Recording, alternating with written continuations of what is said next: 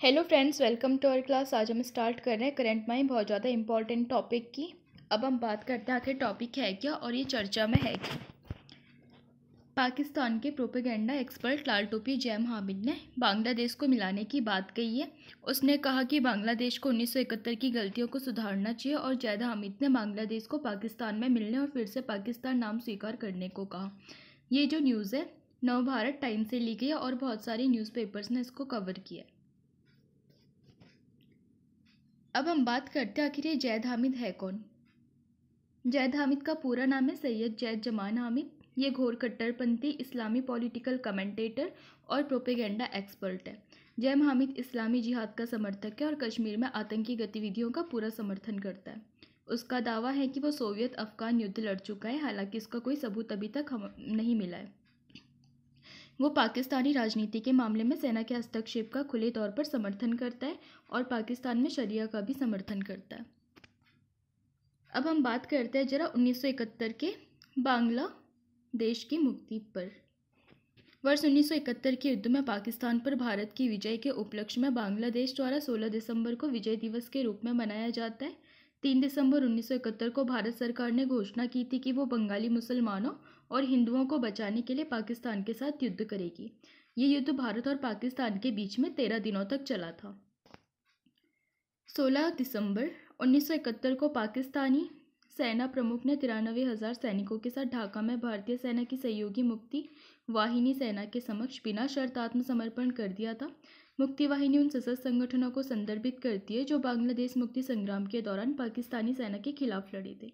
ये एक गुरिल्ला प्रतिरोध आंदोलन भी था।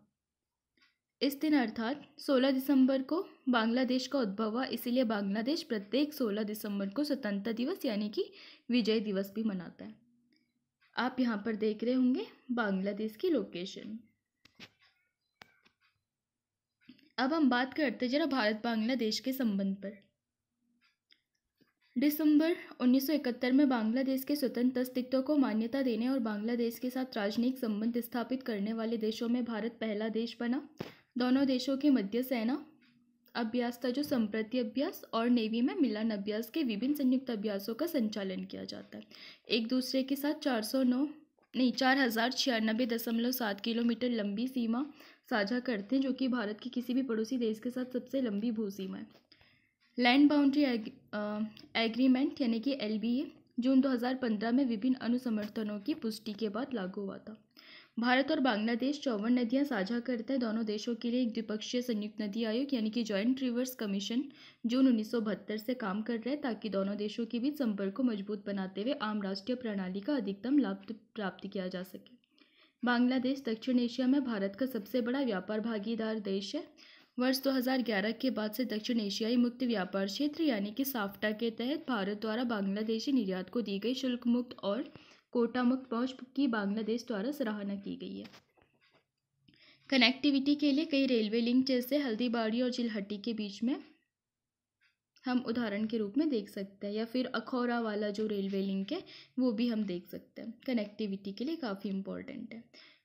देशों के द्वारा अंतर्देशीय जल पारगमन और व्यापार प्रोटोकॉल यानी कि PIWIT के दूसरे परिशिष्ट पर हस्ताक्षर का स्वागत किया गया। बांग्लादेश भारत से 1160 मेगावाट बिजली का आयात कर रहा है। UNSC में बांग्लादेश भारत को समर्थन करता है कि भारत को भी इसका एक स्थायी सदस्य बना दिया जाना चाहिए। दोनों देशों द्वारा संयुक्त राष्ट्र सुरक्षा परिषद के शुरुआती सुधार और जलवायु परिवर्तन का मुकाबला करने, सतत विकास लक्ष्यों की प्राप्ति और प्रवासियों के अधिकारों की सुरक्षा के लिए साथ मिलकर काम करने पर सहमति होती रहती है। क्षेत्रीय संगठन जिनके दक्षिण एशियाई क्षेत्रीय सहयोग संगठन दक्षेस यानी कि सार्क और बंगाल की खाड़ी के लिए बहुक्षेत्रीय तकनीकी और आर्थिक सहयोग बिम्स्टेक है आदि की महत्वपूर्ण भूमिका है। दोनों देशों की प्राथमिकता वाले क्षेत्र में जैसे निवेश, सुरक्षा, संपर्क विकास, सीमा पार ऊर्जा सहयोग, नीली अर्थव्यवस्था, सांस्कृतिक अर्थव्यवस्था, पर्यावरण और आपदा प्रबंधन आदि पर ध्यान देने की आवश्यकता है। शरणार्थियों यानी कि रोहिंग्या के संकट का समाधान करने में भी काफ़ी ज़्यादा ही महत्वपूर्ण बन जाता है। अब हम बात करते हैं आखिर दोनों देशों के संबंधों में क्या क्या चुनौतियाँ हैं।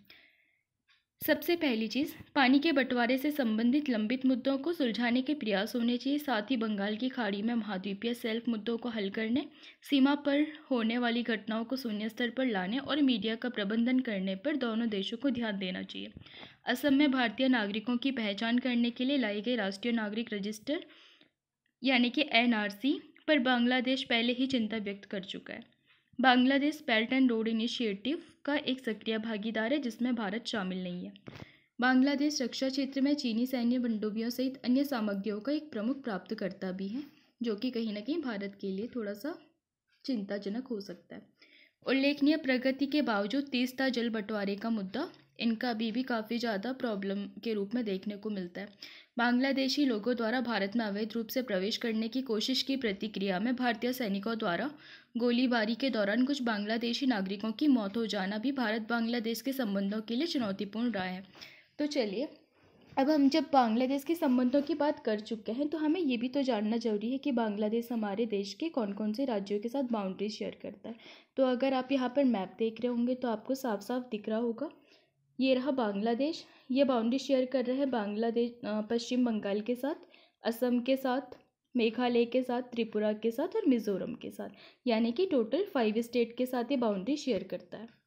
तो मुझे लगता है आपको आज का सेशन पसंद आया होगा। अगर आपको पसंद आया तो लाइक कीजिए, शेयर कीजिए, सब्सक्राइब कीजिए और चैनल का लिंक आपको डिस्क्रिप्शन पर मिल जाएगा। आप जा कर के वहाँ पर चैनल को ज्वाइन कर सकते हैं। Thanks to watching.